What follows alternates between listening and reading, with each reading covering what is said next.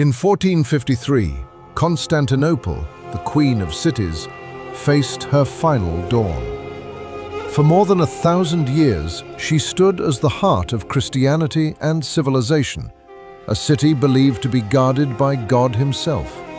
Yet in the spring of that year, the sky darkened, the air grew heavy, and as enemy forces closed in, the city was surrounded not only by armies, but omens. To some, these were warnings from heaven, to others, a sealed destiny.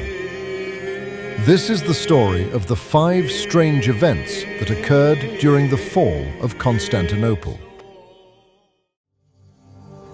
Number 1. The Blood Moon. The siege of Constantinople by the Ottomans had lasted for more than a month, with the Byzantines defending the walls against relentless assaults, night raids, and ceaseless bombardment. The city seemed impossible to be invaded, but on the 46th day, an ancient prophecy came true. Niccolo Barbaro writes in his diary, "When we Christians and the pagans had seen this marvelous sign, the Emperor of Constantinople was greatly afraid of it, and so were all his nobles, because the Greeks had a prophecy which said that Constantinople would never fall until the full moon should give a sign, and this was the reason for the fear which the Greeks felt." On May 22nd, the moon suddenly turned red, a complete lunar eclipse that lasted 4 hours. Demoralization among the defenders intensified. Although the event could be seen as a natural phenomenon, people at the time saw the event as the beginning of the apocalypse. Number 2. The fall of the icon of the Virgin Mary.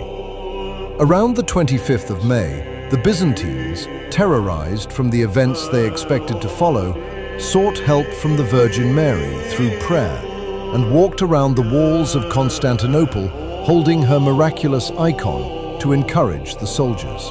Suddenly, the icon fell to the ground and became so heavy that it was impossible to be lifted. Chronicler Michael Critavoulos writes, 3 or 4 days before the battle, when all the people in the city were holding a religious procession, men and women together, and marching around with the icon of the Mother of God, this latter slipped suddenly from the hands of its bearers without any cause or power being apparent and fell flat on the ground. And when everybody shouted immediately and rushed to raise up the icon, it sank down as if weighted with lead and as if fastened to the ground, and became well-nigh impossible to raise. And so it continued for a considerable time, until, by a great effort and much shouting and prayers by all, the priests and its bearers barely managed to raise it up and place it on the shoulders of the men. Number 3. The severe thunderstorm.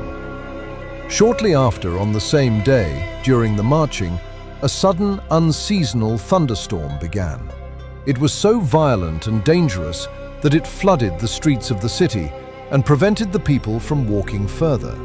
The same chronicler explains, "The priests and the bearers of the icon and the crowds that followed were depressed and hindered by the force of the waters that flowed down and by the might of the hail. Many of the children following were in danger of being carried away and drowned by the violent and powerful rush of water, had not some men quickly seized them and with some difficulty dragged them out of the flood." The event foreshadowed the fall of the city and mirrored the violence that would follow. Number 4. The unusual dense fog. On the 26th of May, the day after the thunderstorm, the sky above Constantinople darkened once more, and an unusual dense fog covered the city, followed by an unnatural, lurid sunrise and sunset. Critavoulos describes, "On the next day in the morning, a dense fog covered the whole city, lasting from early morning till evening. This evidently indicated the departure of the divine presence, leaving the city in total abandonment and desertion. For the divinity conceals itself in cloud and appears and again disappears. So then, this happened thus, and let no one disbelieve, for there were many witnesses of these things, observers who were both visitors and dwellers in the city. The phenomenon abnormally coincided with this historic moment and caused more agony to the population of Constantinople, who started to prepare for the eventual fall. Number 5. The mysterious light. Between May 26th and 28th, chroniclers from the Byzantines, the Ottomans, and the relevant allies and visitors reported a mysterious light in the form of a flame above the dome of Hagia Sophia. Yet the church never burnt. The light remained over the city for the entire night, wavering and fading. To the Byzantines, steeped in centuries of sacred tradition, this was not destruction, but departure. They believed the Holy Spirit, which had once descended upon the great church, was now withdrawing from it. Even among the Ottomans, the sight inspired unease, interpreted by some as a powerful sign that the city's fate had reached its final hour. By May 28th, the walls of Constantinople were collapsing under relentless Ottoman attacks. Thus, during that night, the final divine service was held in Hagia Sophia. The last emperor of the Eastern Roman Empire, Constantine XI Palaiologos, received Holy Communion among many others and addressed his commanders and people with his final words before departing to organize for battle.